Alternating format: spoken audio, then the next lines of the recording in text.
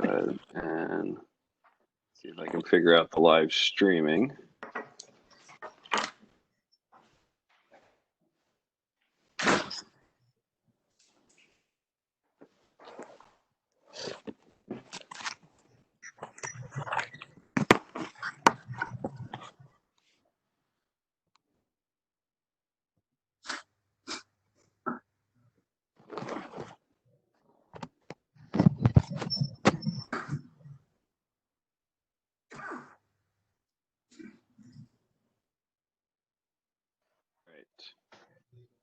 Marty, you think we should go ahead and get started?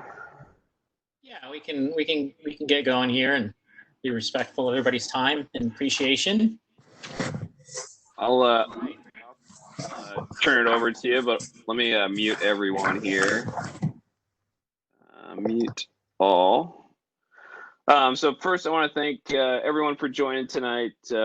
Our fleet floor here out of Chicago, the Great Lakes, have hosted a number of these seminars in May with the experts, is what we've been calling it, as we're not on the water yet here in Chicago.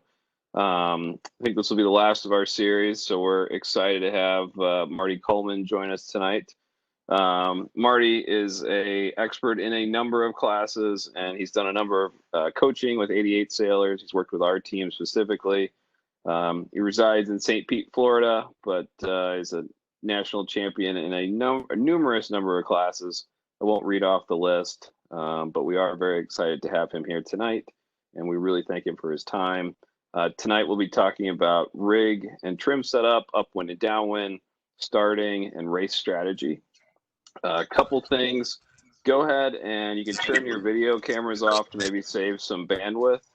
But if you do have a question at some point, feel free to turn your camera back on to ask a question. And there's also a chat function on the bottom of WebEx, which I'll post a message in. But if there's questions as you go ahead and post them in there. And if we have time, Marty will jump back and try to answer some of those. So thanks again, Marty, for joining us. And thanks there's a lot of new faces from outside of our fleet too, jumping on tonight. So appreciate you guys coming out to join us.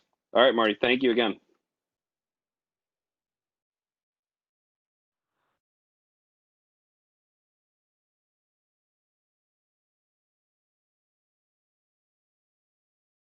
I'm just super psyched to, have the chance to be able to talk with you guys. I mean, sailing's my passion. I've been lucky enough to be able to do this, and I really do enjoy it, and I hope you guys will pull a lot from it.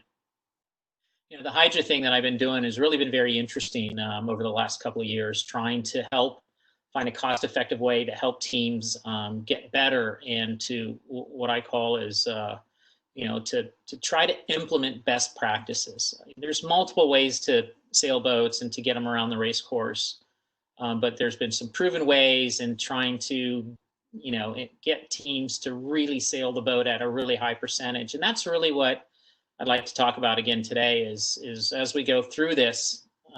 Yeah, I think I did see something, John, pop up from your message, but good. So let's get into this a little bit, and we'll kind of go through this. And I'd really like, if you guys do have questions as we go, let me know. Okay, so the topics that we're going to kind of drive through, this is a lot of information, and I'm going to, start at the 30,000 foot level and get down into it. But, to get really all the way through these, it's going to take a lot more. So, we're just going to get into this a little bit, get a comfort and a process to kind of consume both the rig and trim settings, and kind of talk about that, and then talk about the kind of the downwind and upwind kind of sailing in the boats a little bit. We'll get all through that with the trimming, and then the race strategy, and we'll get into the starts. So it's a lot to cover. We're going to try to, keep it around an hour, and then, open it up for some questions, but we'll kind of see how things go here. And let's get into the rig and trim. Okay, so usually when you get a boat, you get some sails, they hand you a tuning guide, and everybody just starts to trim the boat and go towards the tuning guide. So this is the tuning guide from North Sails. You can see here that, they have, adjusting the shrouds with the wind conditions and so on and so forth here, right? So you got your base settings. you have a forestay length. One of the things that's very important to understand is the placement of the sail plan fore and aft in the boat. We did, I don't know if you remember a boat called Carbonado. It was an MC-38. Was lucky enough to be able to be part of that program. And it has a very high sail aspect ratio, very thin under the water foils. And what we found is that even though we thought we had the fore and aft placement right, we didn't. And it took us a while to figure out where that properly should be. I don't want to spend a lot of time on driving through the fore and aft placement, but it's really your starting point on the whole rig tune of the boat, right? And a lot of good people have sailed these boats. The forestays, I think, are well within very close range, and so it's not something you have to worry about a lot with the setup on this boat. And one of the other tuning guides, I think this tuning guide here is one of the quantum tuning guides. You can see here they have the mast rake number, and I guess there's a Chinese bulkhead versus a French bulkhead, some changes there. But all in all, you really can't change the forestay because of the turning, things like that. So a lot of these settings are just based on being able to turn the shrouds tighter and tighter as you go. So back to the forestay length. I just want to make one comment there is what you're trying to do is balance the sail plan on the keel and the rudder. And if you sail a boat in a straight line with a straight heel angle, the rudder should be not directly straight in the boat. It should be maybe 2 to 4 degrees to windward. So what happens then is you're actually just lifting, you're using it as a little bit of a lifting foil on this rudder. This rudder, this boat, you can get away with just a little bit of that, but it's really hard to find that right spot, and it takes a lot of testing. So I don't want you to worry about it, but I just want to make sure that you understand the process is the reason why you want that balance is you want to be able to use that rudder a little bit as a lifting foil along with the keel. You just don't want it to be neutral. You want it to be balanced a little bit on the rudder. That's where you'll get a little bit of the lee helm from, and it'll help keep the bow up in that whole process. Okay, so let's go to this next slide here. What's missing out of this tuning guide?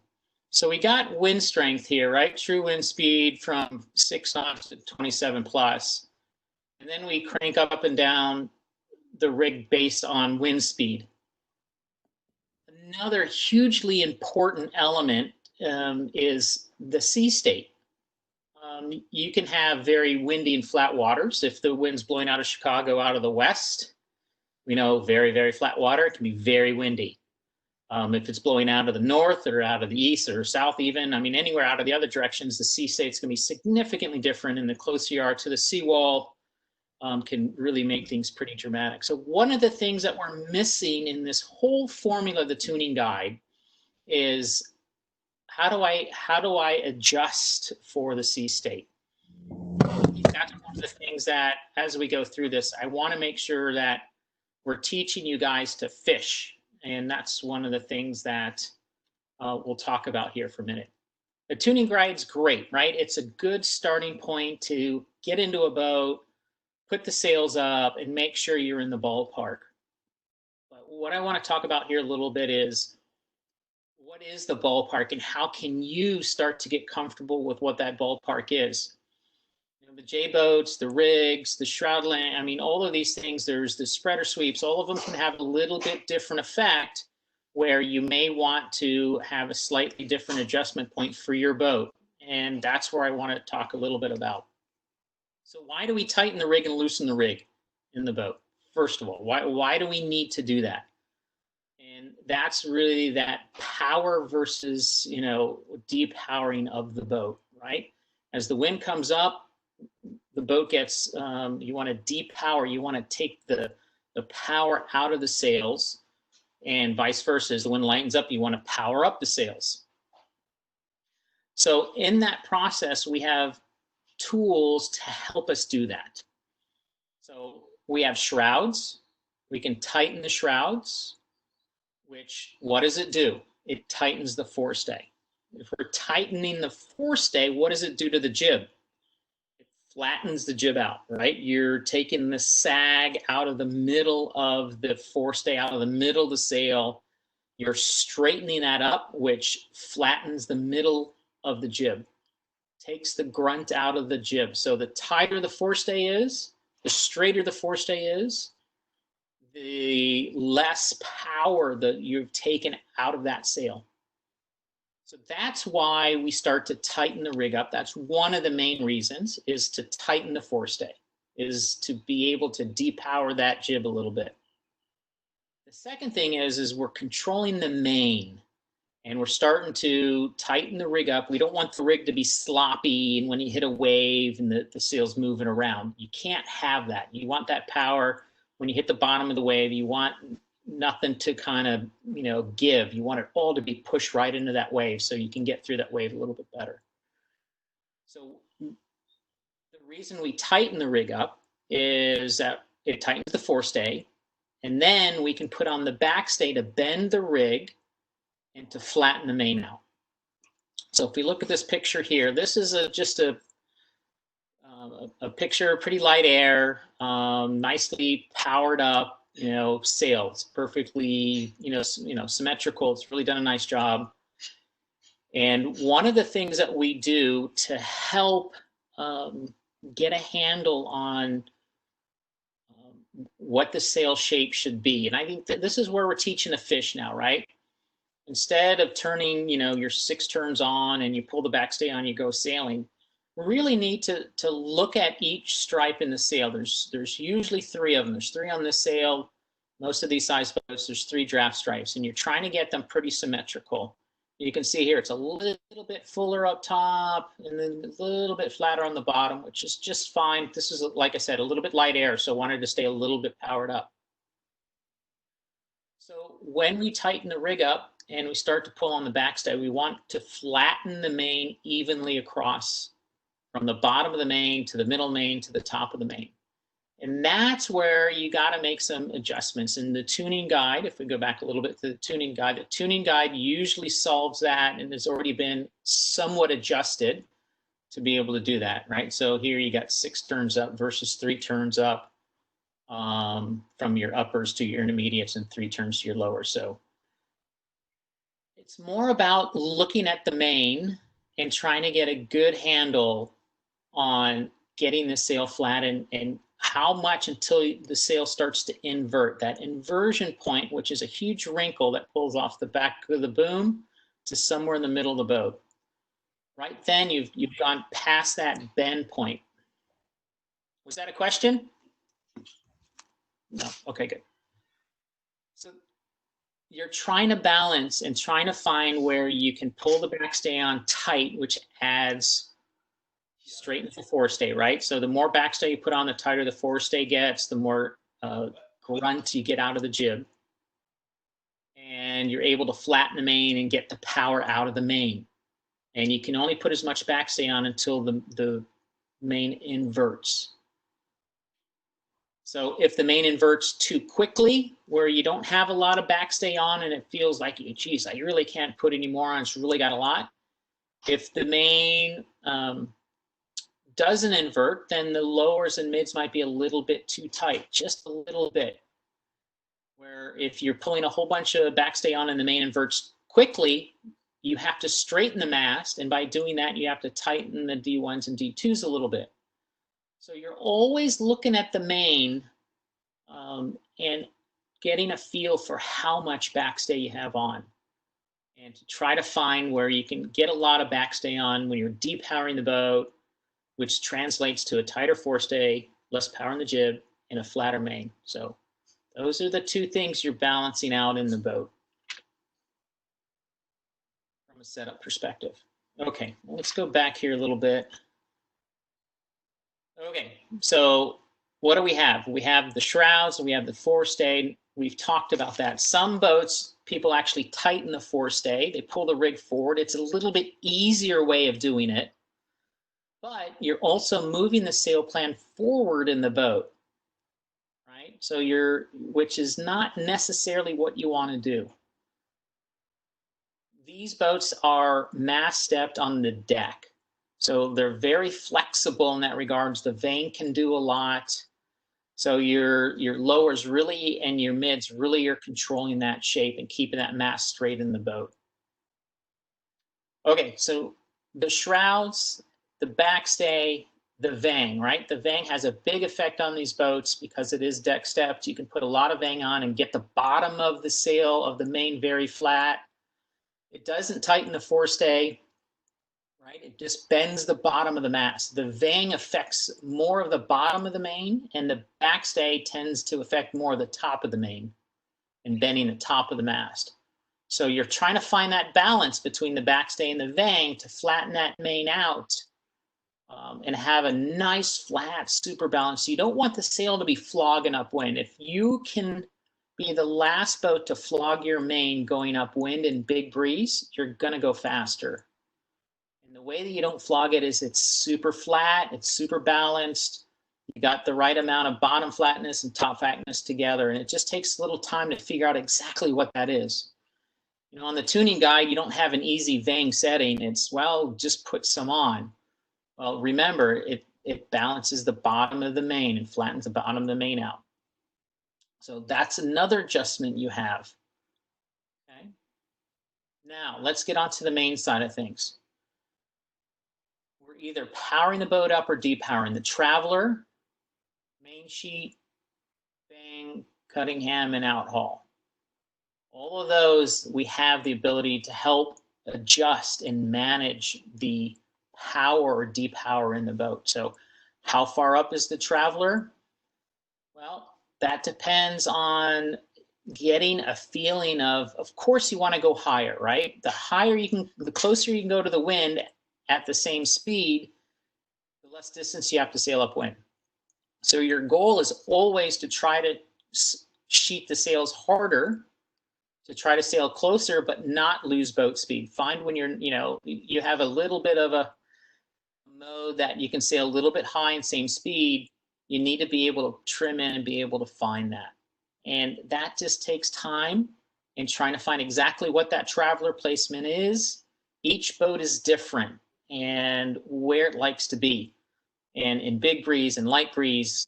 So you just got to get a feeling of when you can continually, the process that I go through when I'm sailing upwind, I have the sails depowered, you're trimming on the jib, you're pulling the in-hauler on, which is basically like a Traveler on the main. You pull it to windward. You're trying to get those as much in as you can without losing boat speed or getting to a point where you're not going fast enough. So one of the things that we always talk about on the boat is what is our target boat speed? And one of the things that you just have to get a sense for is the boats around you. Once you're going the same speed, let's just call that, 6'2". Okay, we're the same speed. 6'2" is our target right now that we're trying to sail to. And then we're going to trim really hard and try to go a little bit higher until we can't go 6'2" anymore. All right, we're down to 6'1" or 6. Okay, now we've slowed the boat down too much by in-hauling and really kind of closing things down. We got to back up a little bit so we can get back to that 6'2" or what we feel is the right boat speed based around the boats that are around us. So even though you have target boat speeds, that's one of the things that when you have the polars for the boat, I don't really like the polars for the boat unless you're sailing, in a non-one design event. Because really what you're trying to do is you're trying to be fast as the boats around you and higher, or same height and faster. And you just have to play a little bit with the in-haulers, with the Traveler in order to do that. And we'll continue to get to that because I think it's a very important circle. Let me just finish up on the power and depower, right? Okay.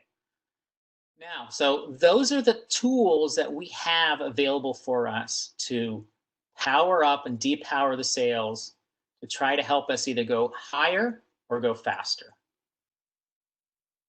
On the jib, one of the biggest things that we have is the halyard tension. The halyard tension on these sails makes a big difference on how full or flat they can be.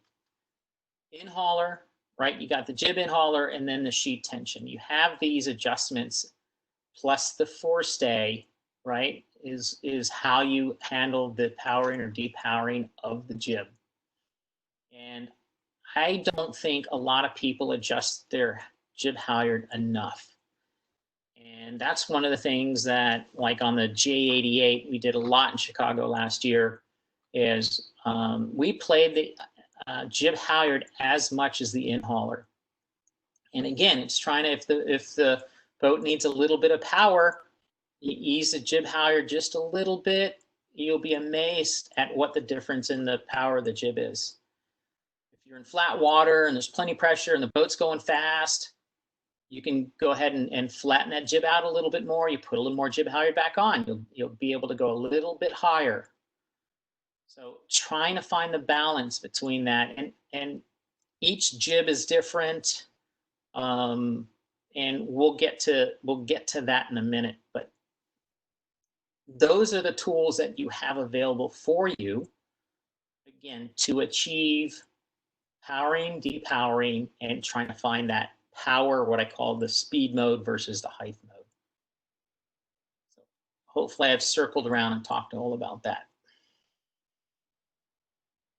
Okay, what other tools do we have that we can help us with? And this is one of the tools that I don't want to spend a lot of time, but I want to make sure you guys, as you're thinking about how to, you know, what should the sail look like? Am I doing things right? Am I setting up? I want to develop an eye for it so that we can replicate that look in that setting because the boat likes it. So we can digitize pictures. So you can take a camera and you can take a picture like this one was, and then you digitize the black stripes in the sail, okay? So when we look at it digitally, the top yellow is the top stripe. This picture or this analysis actually has 4 draft stripes in it. Okay. No, the bottom one's the leech curve, sorry. It has 3 draft stripes and the leech curve. Okay, so the yellow is the top, you got the green, you got the blue, are the stripes. And you can see the entry angle of the breeze. You can see where the max depth is. That's what these little vertical lines are. Now, this picture, this analysis has 2 analyses, one on top of the other. So what we've done is we've gone out, we've taken a picture of the sail, we've made an adjustment, and then we've taken a picture again. Okay? So the gray lines is the second picture. And you can just look at this and say, well, geez, what happened at the top? The entry got a little bit less. So we flatten the sail out in this picture. Okay, the draft moved back a little bit. That's good. You know, a little flatter sail goes a little faster. It's like a biplane. Biplanes have very curved wings, and jet fighters have very flat wings. So this adjustment here, you can see, made that difference. The bottom stripe, not so much, a little bit flatter on the bottom. So probably, if I had to guess, backstay was put on because the top of the sail got much flatter than the bottom did. So it's really nice to be able to take pictures and look at the difference, and then you can come back and you'll have the picture to look at and you go, oh yeah, I can see it now. I can see the difference and what's going on.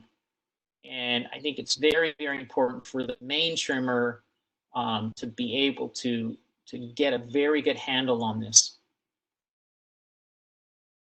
Okay. So just another tool to help you to get the sail shape where you know you like it, where you're doing well, the boat really likes it, and to look at it and make sure, take a picture. It's really a really nice tool to be able to do that. Okay, so I got a couple of pictures here. I don't want to spend a lot of time on it again, but just a jib picture. If we look at this picture versus this picture, okay, the bottom of the sail looks very flat to me. Okay, we're in-hauled a little bit more, almost to the bar, the handbar here. We go back here. This sail looks a lot gruntier to me. Very grunty on the front. Out a little bit more. right? So this, I would say, whoops, over here. Very flat water, probably a pretty good setup. They probably, as long as they're at proper boat speed, if you can be in hold this much and that flat without slowing down, then you're doing good. But if you fall off your boat speed and you're having a hard time getting back up to it, what I see is this is going to be just a little bit too flat. But those are the things you got to get a little. You got to get super comfortable at making sure you can look at this, understand the boat speed, and then compare to the heights with the boats around you. That's how you do it. One of the things one of my little pet peeves with in-haulers is, how do you get the in-hauler marks? What are you guys using for in-hauler marks so that you can replicate the in-haul mark based on the wind and sea state conditions? One of the things I do is the in-hauler line, this little black and yellow line, we have deck marks or deck kind of settings right here. So this is I think off the tuning guide, but you should start to get a sense of where on the boat this is. I would say that that's super aggressive at 6 to 9 knots, being that far in, but maybe you can.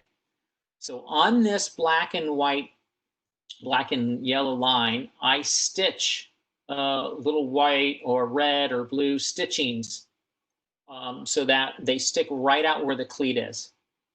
I'll show you here, like right where the cleat exits.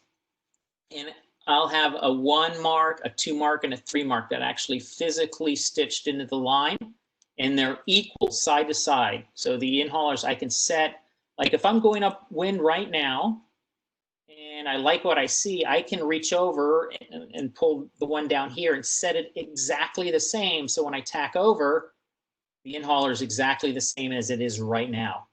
And that's very important to be able to replicate side to side. If you come around the leeward mark, you should set it before you get down there. Let me grab a drink here for a second. A lot of rattling on here. So one of the things is got to make sure those are set. You got to have the same marks for the cars and then the sheets. Everything should be marked so that you can easily replicate the setting. Once you get it right, you can replicate it after you run the leeward mark, replicate it tack to tack. Okay. All right. Let's see what I got here. We talked about that. Okay. Downwind sailing these boats. The key is to steer the boat as much as you can with your weight. And if you look at this next picture I have, I'll show you what I really, really, really like about this picture, okay? The weight's kind of very, very condensed in the middle of the boat. Very nice. They're up on their feet. So if the spinnaker trimmer says up to or up a little bit, area in the middle of the boat can lean in or lean to leeward a little bit and turn the boat. You want to turn the boat with your weight. You don't want to turn it with the rudder. So you're trying to steer the boat downwind. The helmsman should say, yeah, this is the right heel angle. I got neutral helm. The boat doesn't want to turn automatically down, doesn't want to turn automatically up. It's steering itself without me pulling or pushing on the rudder. And then everybody else is listening to up to, down to, plenty of pressure, making sure that the spinnaker trimmer is articulating a change in course. And then everybody just moves a little bit, which then will turn the boat. Like this a lot because everybody's up on their feet and they can move their torsos very easily and steer that boat without touching the rudder. So one of the things you got to get very, very good at is the teams that can do that, can press down and then lean in and have the boat come out and not stay down too long and don't lose any boat speed, really will dig to windward very, very well. So very, very well downwind technique there a little bit. Where if you look at this picture, right, the boat's leaning, probably wants to turn up, right? The boat's leaning to leeward a little bit, probably a little bit too much heel to leeward, because if I bet you drop the tiller, away it goes. One of the things to try to do, I don't know, I haven't done this in the J88. I've done this in a Melges 24, where you just let the tiller go and then everybody just steers the boat with their weight and see how far you can get the boat to go. It's a really good thing to practice and see if you can do without too much sea state. It's got to be pretty flat, obviously, flat water like this.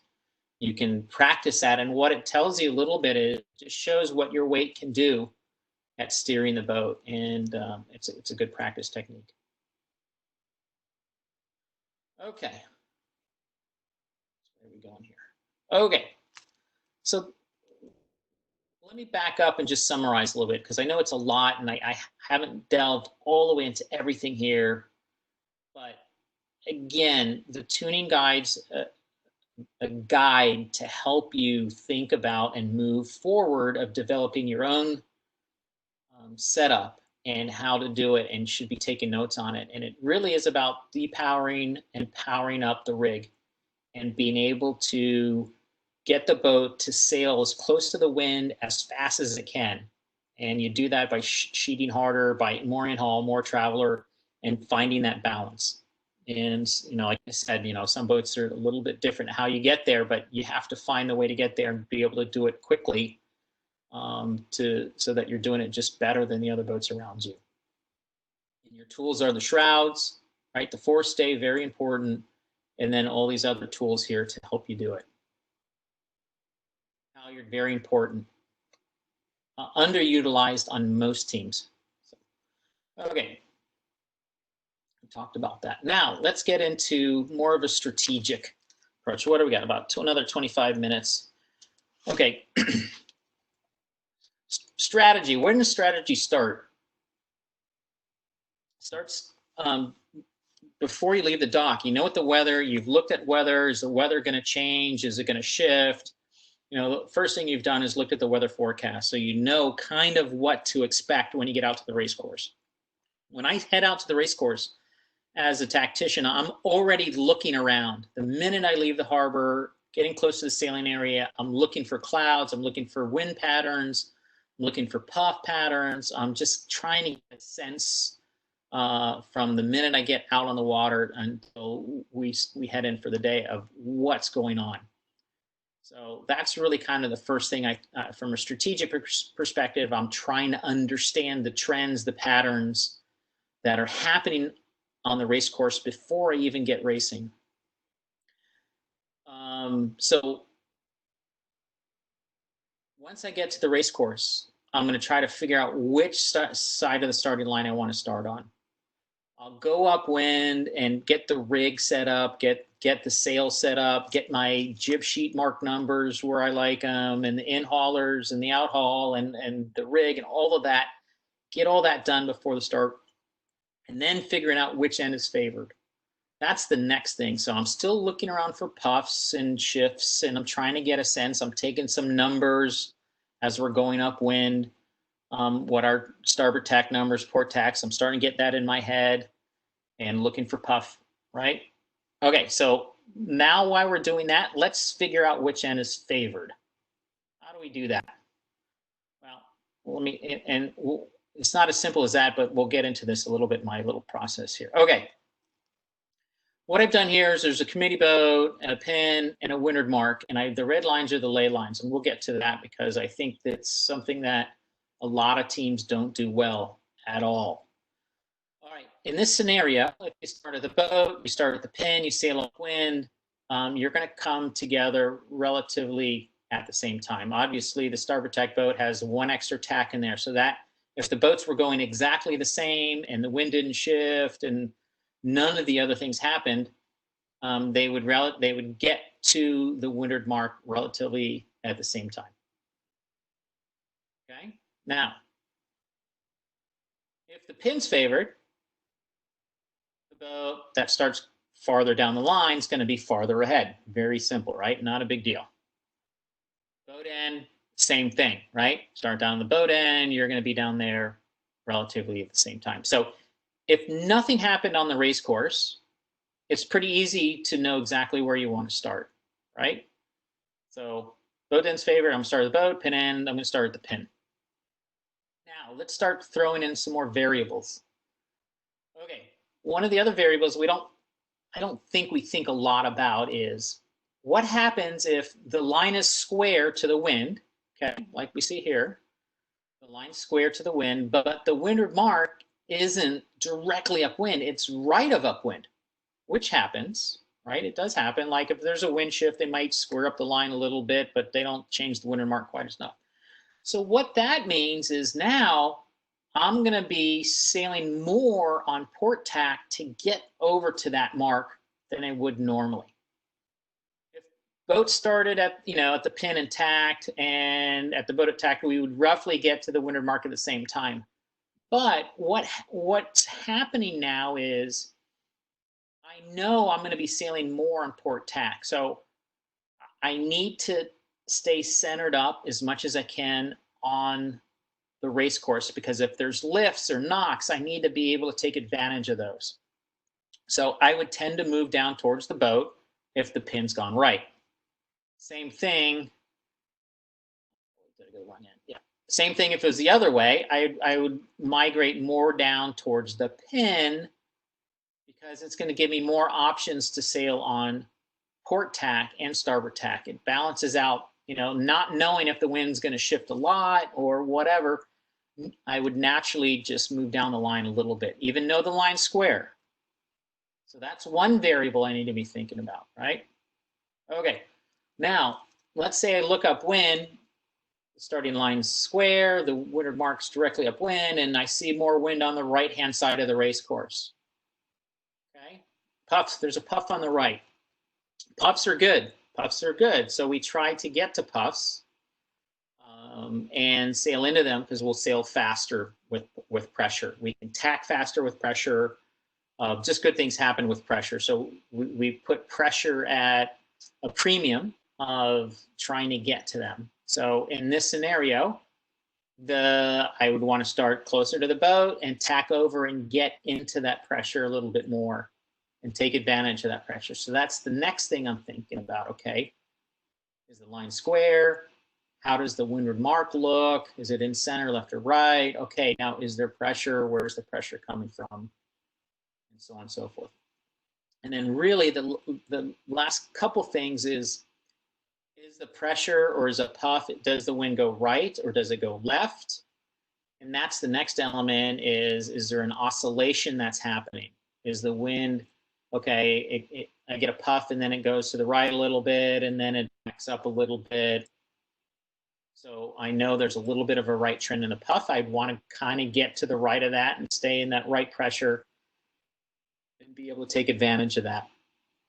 So that's the next element that you're adding on top of your list, your strategic list of what to do upwind.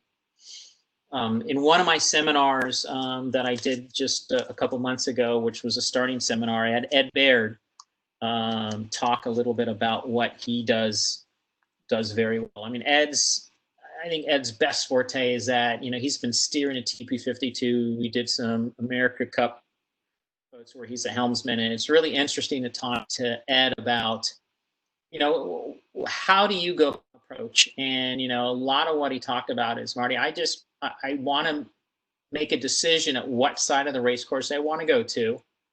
And I want to be able to get off the line and execute that plan. If I want to go to the right and be able to stay on the right side of the race course, I want to be able to start and do that. And if I want the left, I want to be able to start and do the left. And that's one of the things that you got to remember. The big picture is, okay, how do I get to the right side or the left, whichever side I pick, and then you just have to you can't sail all the way back to the other side of the race course. One of the rules is, if I'm going to go to the right, I'm just going to be one of the top boats coming out of the right. And if things go well, I'll be in that first couple boats around the windward mark. But if things don't go so well, I'm still going to be ahead of all the other boats on the right, or very well close, but I'll be just behind, some of the boats that got out of the left. So that's one of the things too, is as you strategically decide that you're going to go to a side of the race course. I mean, in Chicago, sailed, over the last couple of years, I've Pat Considine was awesome. I mean, he sailed there a lot. He knew the conditions well. He knew which side of the race courses to go, the patterns. I mean, that's one thing you learn over time is, you know, learning the area. And, you know, Chicago's got some unique things that happen, you know, quite frequently. And, you know, you have to put this into play. So like if this scenario right here is the wind's blowing from the north, and it's pretty light air, you know, getting offshore a little bit more, tends to be a little bit more pressure, or I'm going to start farther down towards the boat and maybe try to get over to the right as a rule of thumb, then yeah, then you're going to apply that local knowledge kind of, you know, at the end of your analysis along with that. So, you know, that's where, just back to the Ed Baird comment was, you know, even though the line is somewhat favored sometimes, and it's better to just kind of get off the line and go straight. Another gentleman that I interviewed, which I've been so impressed with over the years, is Bill Hardesty. You know, Bill has sailed with a lot of teams and has produced results that have been phenomenal. His starts, his routine, and the way that his approach and he goes about things with those teams is he doesn't worry so much about getting the kites up and down and practicing all that. He does work a lot on starts and a lot on just getting the boat up to speed all the time. That's where 90% of his focus is. And he's been very, very successful with many, many different teams. So that tells me that his technique that he's using is really good. So, you know, those two guys did a really nice job of kind of talking about the start. So, okay, now let's get to one of the other major strategic things to be thinking about. We talked about now the lines favored, where the windward mark is, where the pressure is.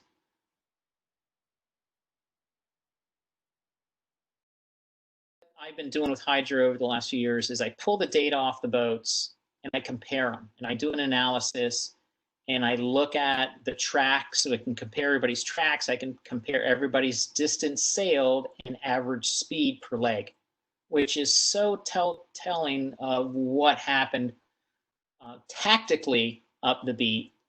It's a bit of an eye opener when you sit down with everybody and you show them, well, you know, you overstood here, or you sailed a knock all the way over here.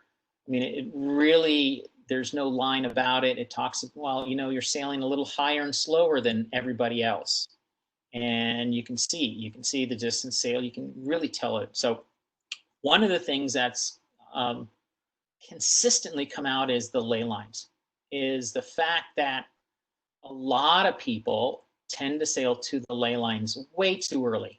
And what I've done here is I've put these little red zones in here about ley lines. And, you know, and really the farther away from the getting to a ley line you are, like, you know, like farther to the left here in the corner, the farther you want to be from the ley line. And I'll show you why in a minute. You know, these are the red zones because what will happen, you know, if wind didn't shift at all, right? And a boat starts at the pin, sails all the way just shy of ley line, backs over, right? And the other boat stays inside the middle. They're going to come, again, the boat relatively at the same time to the windward mark, right? No wind shifts. Everything's nominal here, right?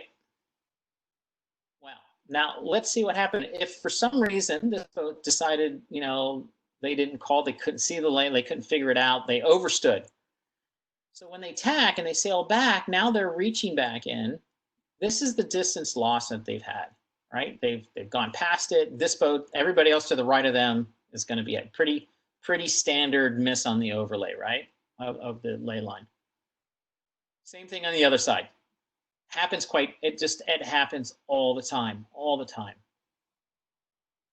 Okay, so now let's say for instance on this one, the wind shifts to the left. Let's say the boat sails over here and all of a sudden the wind shifts and you tack, right?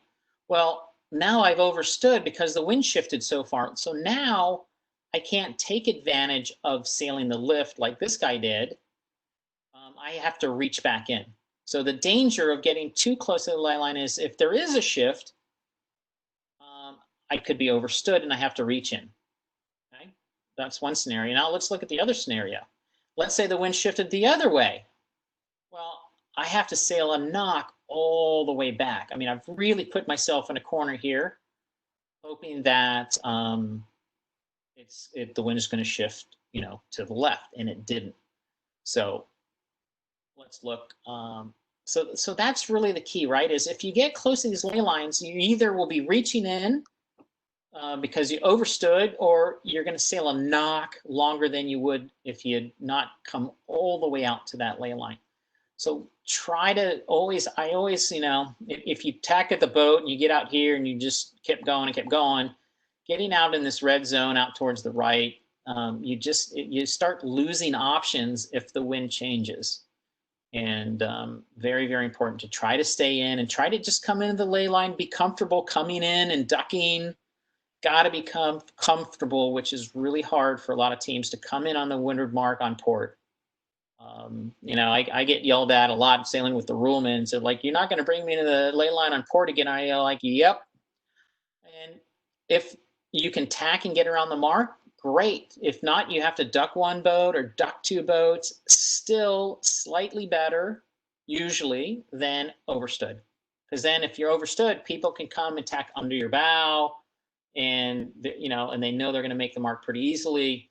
So very just really try to avoid getting to the ley line too early, because your options go away.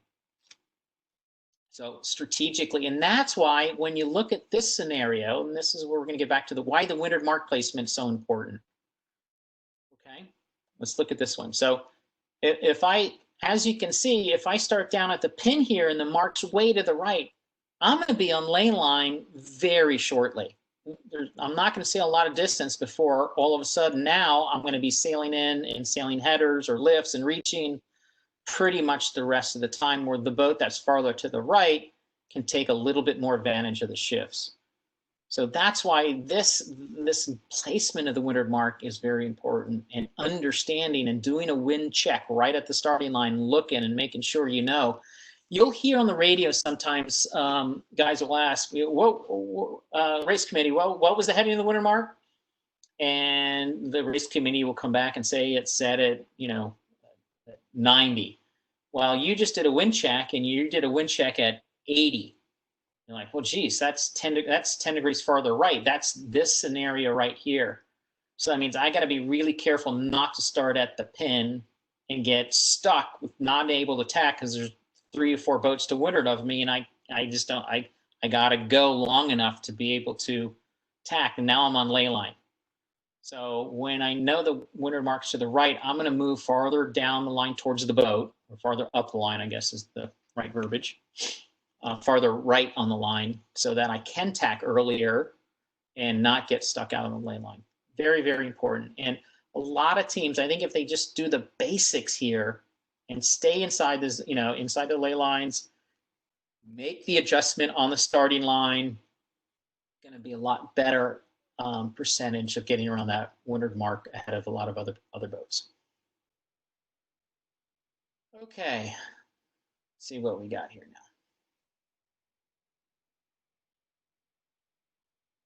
Okay, I think we're in the starts. Okay, here's another thing. A gentleman, Jeff Yunsen, that I've sailed with and done a lot of sailing with. He likes the verbiage he uses, flight plan, and I really like this verbiage. And it's something that, when I sailed with Terry Hutchinson early on the far 40s, his starting routine was basically almost the same every time. And even though we started in different spots and there were some variations because of other boats, if the boats were not around, this is exactly what it would look like. It would have some circular movement to it. And I think this is something that every team should get comfortable with, in what that routine is and what wind pressure it is, and then just continually. I think we think a little bit about it, but we don't execute it in a more methodical way. And just to kind of review this, and this is one, this is what I went over in one of the other seminars I did with Ed Baer and with Bill Hardesty that did very, very well. But just to give you kind of a lowdown on it here is, you know, I think personally the most important time on the starting line is that 2:30 between 2:30, 3 minutes and 2:30. You're kind of in the position now that's going to dictate where you're going to start. And if you look at this, this is you know, a scenario where, you know, starting at 3 minutes, you're on starboard and you're kind of heading, and you're gonna somewhere along the line you're gonna jibe and get in line. There'll be other boats. You're gonna either jibe in front of somebody or behind somebody or find a hole. But somewhere in that whatever 2:15-ish, you're going to have to get back onto port. And you know, you can see here there's meters to the line, right? 60 meters. We're kind of going back. We're trying to figure out, based on the wind condition, the sea state, and we go all through this in that whole seminar thing about how you make those adjustments, and how the starting line, as if it's different, if one end's favored the other, and how it's harder to sail to them versus the other ones. But as you do this, as you come back, you know, you're looking for a place to get back onto starboard, right? And you're going to tack somewhere in that minute 15, minute 30, minute. You're trying to find who to start to leeward of. Who do you want, you know, to leeward of you? If you look behind you as you're sailing back, the boat to leeward behind you is probably going to be the boat to leeward of you, unless you find a little spot to squeeze in, you know, right where you kind of duck somebody's stern and tack to just to windward of them. But those are all the things. But one of the most important things is this is the starting routine every time. Whatever the start, whatever that 3 minute number is, whatever that 2:15. Whatever the meters away from the line are, whatever that 1:15 time is, and then it's time and distance, okay? Very, very important to always, and to start this route, because everybody on the boat then knows, everybody sees the countdown, everybody then knows kind of what's happening, right? You know when you're going to jibe, they know when you're going to get in line, they know what you're looking for, and then the execution on the starting line of time and distance. Okay, so if you wanted to start farther down the line, all it is you start your 3 minutes farther down the line. So if you look at this one, we start, you know, I would say a quarter of the way down from the boat, where I'm going to start, you know, not at the chunk, not at the boat. I'm going to start right there in the, just a little bit down from the boat. I'm kind of right there at 3 minutes, right? Look at this other one. I'm going to start closer to the pin, not at the pin, but closer. At 3 minutes, I'm kind of where I want to be. Do that 2.5, jibe around, dun, dun, dun, I should be very, very close. So finding that routine and executing it as a team, and everybody knowing exactly what those numbers are, is very, very, very, very good. Okay, what do we got here? Questions? What do you guys, I know that's a lot to consume, but please, let's throw out some questions.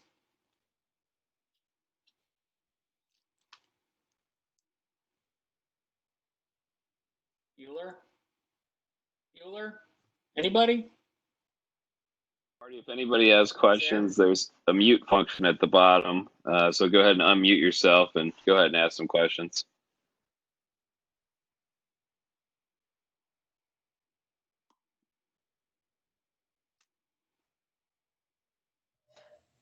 How do we unmute? Hi, Marty. I was intrigued about your remark earlier in the call about... Okay, anybody have any questions? I don't see any text. Hi, Marty. Can you hear me?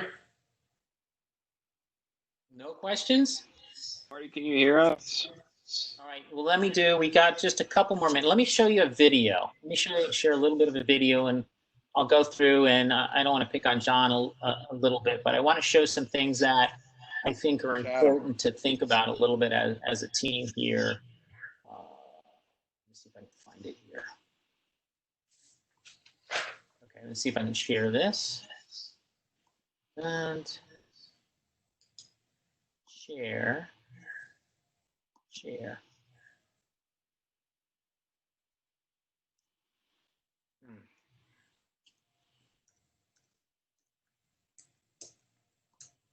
Hopefully everybody, thumbs up. John, can you see the video? Yep. Marty, can you hear Okay. us? All right. Let me just see if I can pick a couple things out of here.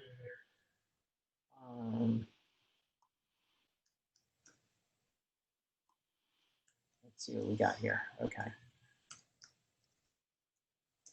All right. So this is a really nice, when I look at the jib shape, I like to see the curvature of the bottom of the sail, how full or flat.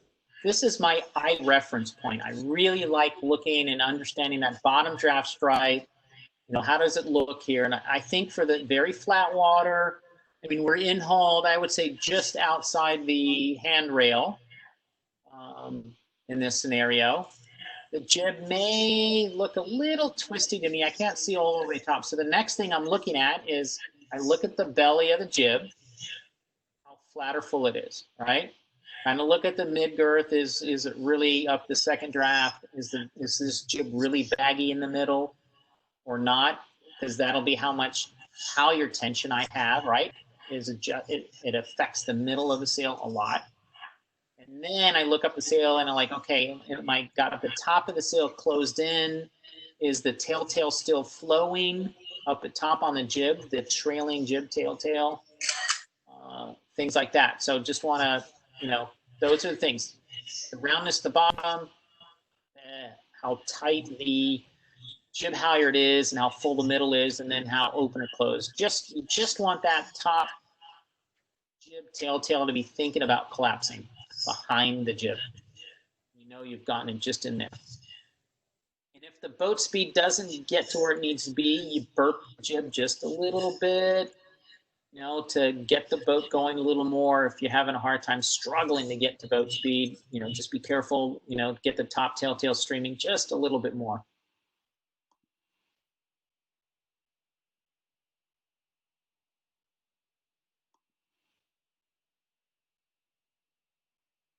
So if this is racing, okay, so, you know, what you want to do is you want to have your marks, right? You want to have your in-hauler marks on the sheet. You want your jib sheet marks. You want your car traveler marks, so that you don't have, you know, once you get it set, you know where you are. And I think that's just, you know, I keep coming down and looking, and that's okay, you know, because you don't have to be on the rail. But once, you know, once you're on the rail, you want to just be able to look down and make the adjustment without actually have to go down and look at the sail.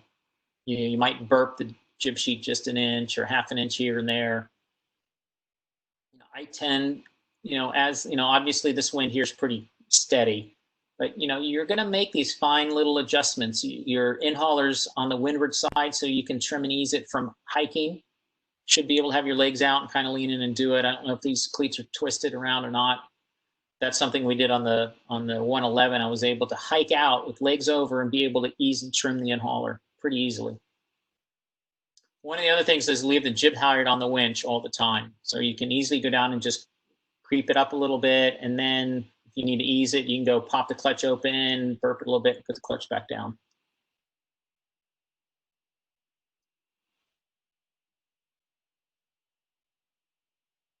Let's watch this tack here a little. Okay, so here's one of my other little pet peeves. Okay, so we're going to start tacking here, right? Okay, so all of us see how the main started to be eased here? If I leave the main in, doesn't it help turn the boat up? So by easing the main, I actually hurt turning the boat a little bit. So keep the main trim tight all the way until it luffs, and then you can move the traveler or the sheet. Okay, so you're actually turning the boat by keeping the main on tighter, or keep the main tight until it luffs. See the back wind on the jib. Yeah, not too bad. As long as you don't release, it shouldn't be released until there. Nicely done. And sometimes you can leave it on for just a blip, just to pull the bow over just a little bit, but not too much. Otherwise, it's more of a backwind. Okay, let's watch this tack here.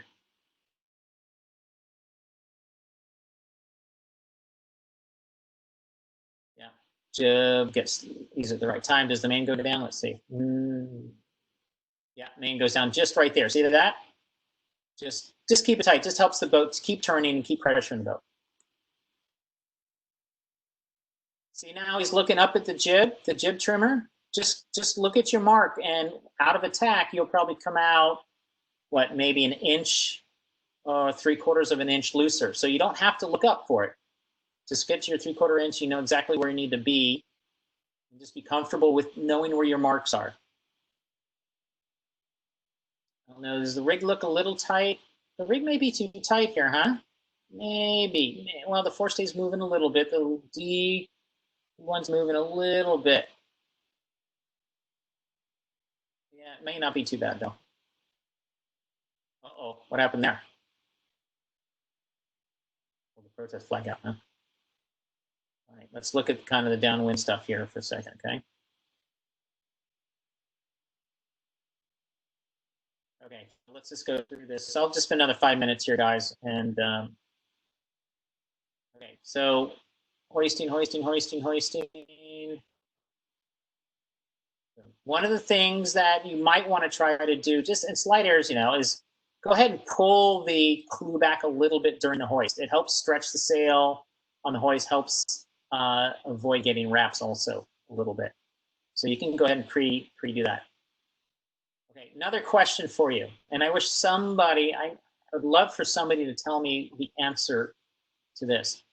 The spin sheet comes together, and then there's this pigtail. What's this pigtail for? What's the purpose of the pigtail? Being this far away. So in my mind, when you jibe the boat, you go around the forestay, this part rubs around the forestay as you come around, right? That means if you had tied the spinnaker closer, it doesn't have to go out as far. So you're making the kite go out farther and to get around the forestay and then pulling it farther back. So you lose twice the distance, I guess, of whatever this is here. So I'm a big fan of getting that. Just put a real short, you can put a soft shackle on it, but get it right there. But you want that transition to be smooth. So if these are loops, run the loop through and then just shorten that strop up. Otherwise, you're just giving up. It takes longer to do the maneuver. Not by much. I get that, but I don't know why those are on there. Some sailmaker did it someday, and I still don't know why. Looking for an answer. If you guys got one, you know. See how the kite looks like it got hourglass? If you pull the clue out as it's hoisting, so when the bow guy goes and he gets the tack out of the hole, make sure that the clue's out of the hole too, so the spin trimmer can pull it back during the hoist. Will help on stretching out that hoist. Okay, and there's a couple other pet peeves I want to go through here. I have a few pet peeves, but it's not a big deal. Okay, so one of the things I noticed is the rig's flopping around a little bit here, okay? So you can tighten the jib furling system a little tighter and then pull on the jib sheets a little bit so it actually kind of pulls back on the forestay. Just keeps the slop, try to keep the slop out of it a little bit at the end of the day. So one thing on the main sheet here is in this light air, you shouldn't really get just to a 2-to-1 purchase so that you can feel and ease it out really easily. Like if you had to ease it right now, the only way to do it is to push real hard, and you got you can't ease it real easy. So get it out far and then only trim on the 2-to-1 if you can, or find just an easier way. But to have it all the way through doesn't enable you to ease and trim it very easily. Okay, let me get my pet peeve, and we'll call it a day there.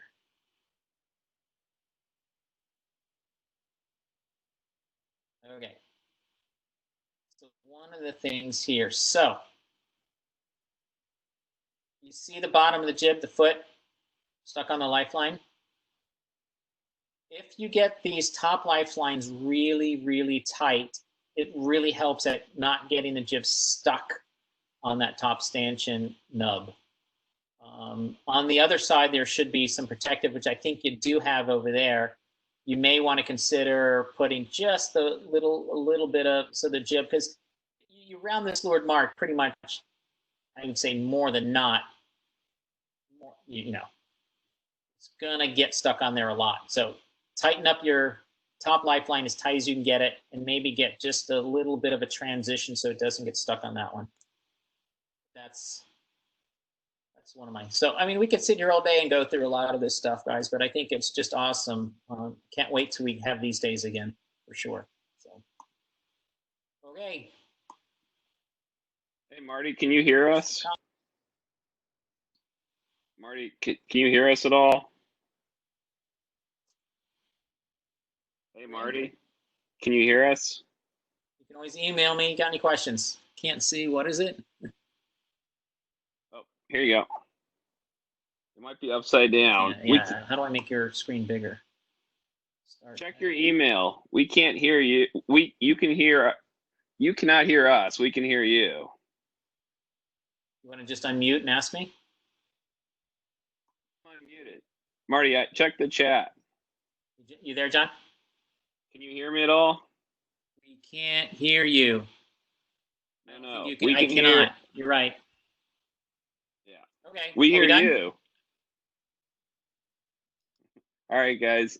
Marty's having some audio issues. I do appreciate everyone's time and his time. I'll give him a call after this to thank him. And I will. Webinar available. Okay. Can you hear me? Maybe. Okay. Any questions? IONS. I just sent a chat. See if there's any questions, but you guys can't hear me.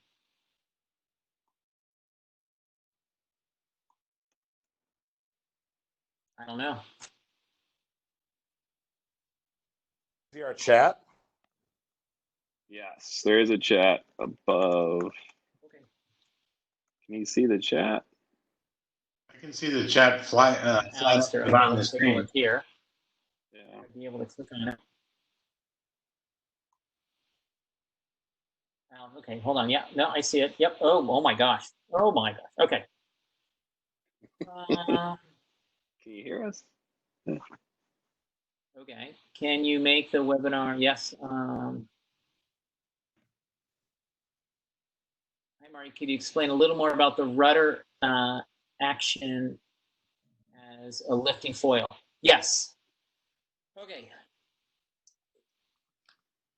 Again, the rudder shape is a wing, right? Just like the keel. It's designed that with a lift of a rudder angle, you'll actually get lift off of it. And that's why it's just not a straight, piece. It's designed to have, so usually it's in that 3 to 4 degree angle to windward when you're going upwind. Let's say you're going upwind on starboard. You want the rudder angle to be somewhere in that 3 to 4. So what's happening is it's helped lifting the back of the boat along with the keels lifting, the middle of the boat and the rest of the boat. So if the sail plan, the jib and the main are farther aft in the boat, it's going to want to do what? It's going to want to put more pressure on the back of the boat and turn the boat into the wind, right?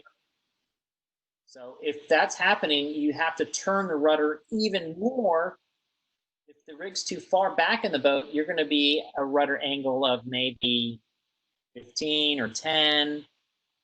So that's how we check a lot of the times is we'll put a GoPro on the back of the boat and you just go sailing. You try to keep the same heel angle and you just get a sense of whether that rudder angle is just slightly above center line. Now, if the rig's too far forward in the boat on starboard, the bow is going to want to get pulled down more, right? Because the whole sail plan is farther forward and pivoting on the front side of the keel. So you'd have to push the rudder to keep the bow up. So that's what we're talking about when you're trying to get the right angle. It should be just slightly off of center going upwind. Hopefully that answered your question.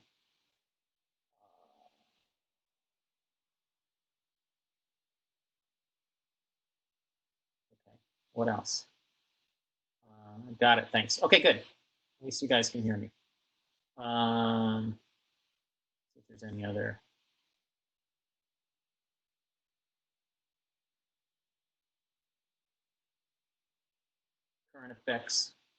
Current effects on your starting sequence. Okay, yeah, I can hit that one. Which video camera do you use? That is the J88 tuning. Oh, did I pick the wrong one? Well, back to my point, it really doesn't matter with the tuning guide. It's a starting point, but it's something that you really need to teach yourself to fish and do the tuning guide. You know, you want to get the mass centered in the boat. You want to get the force day about right, and then you're adjusting to the sail plan. Okay, the GoPro. I'm simple with the GoPro. I like the little square session ones. They just work pretty easy. I'll put them in a box. I mean, there's fancy ones like Garmin's, but I mean, just a simple GoPro to capture the video is all you need. I also use, like the Velocitex. We use the GPS data, and then we can marry the data together and look at that. So that's a really nice way to get 98% of an analysis of a team from the video and from the data you can do. The only thing you don't get is off the water pictures of this kind of from behind, which is really not a huge deal. If you take sail pictures, you take video and your data, you can pretty much figure out where your issues are and what to do to try to get your team at a better, higher percentage of execution. So Super GoPro, just easy. It doesn't have to be fancy. It doesn't have to be super high quality either. Okay, so let's go back and talk about the current effect. The current effect is going to be really the same thing as moving the windward mark. Okay, so I'm going to go see if I can do this again. Share. Okay, so let's back up here. Let's find. I'll show you what current does. Current usually is equal across the race course. Okay, for Chicago, if it's wind, it's usually wind driven. It's all going to move the same. So let's say, for instance, that and if the starting line square and we're looking at the windward mark, and the windward mark is directly upwind like here, okay? But let's say the current is going right to left, okay? So let's say it's coming from the right side of the screen and it's moving left. So we know by looking at the command code how it's hanging, we can see it's kind of tilting more towards the right. And what that's telling you is that you're going to spend more time on what tack? If the current's going right to left, that means we're going to be spending more time on port tack. So artificially, that windward mark, based on how long you're going to be sailing on both tacks, is to the right. So you need to adjust your game plan a little bit. I mean, the current's not going to be a lot, but by the current going right to left, you're going to be sailing longer on port tack than starboard. So you don't want to get to that port ley line too early. It's going to crush you because the current's going to help lift you or artificially continually move the mark farther right as you sail towards it. Does that make sense? Because the mark isn't sitting in the water. It's like somebody's dragging it to the right. So your ley line is artificially changing worse and worse and worse as you're sailing upwind. So that's why it's very important not to get to that ley line too early. So in this scenario, if right to left, start farther towards the boat, gives you more time on starboard and not too close to the ley line. So if the current's going the other way, it's just the opposite, right? The opposite would be the other way. So if the current's going left to right, you're going to spend more time on starboard. And if it's coming directly down to you, that means your ley lines are farther away, right? Because that mark is continually moving upwind of the water. So if the current's coming down towards you, ley lines are farther away. You got a little more, like let's say, let me make an example here.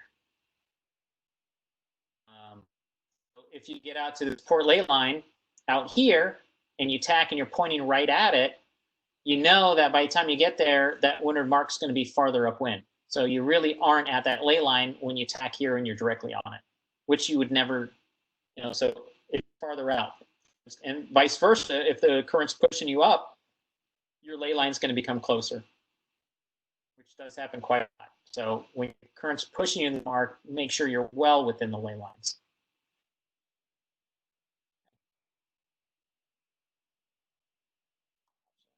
All right, let me see any more questions down here now that I found where they are.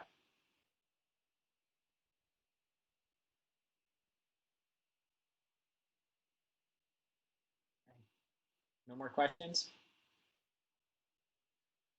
Okay, guys, thank you very much. Everybody have a great evening, and hopefully we see you guys out in the water soon. Marty, I don't think you can hear us, but thanks for the time. We really appreciate it. And I'll give you a call and just thank you again. And thank you for everyone that came out tonight. Thanks, guys.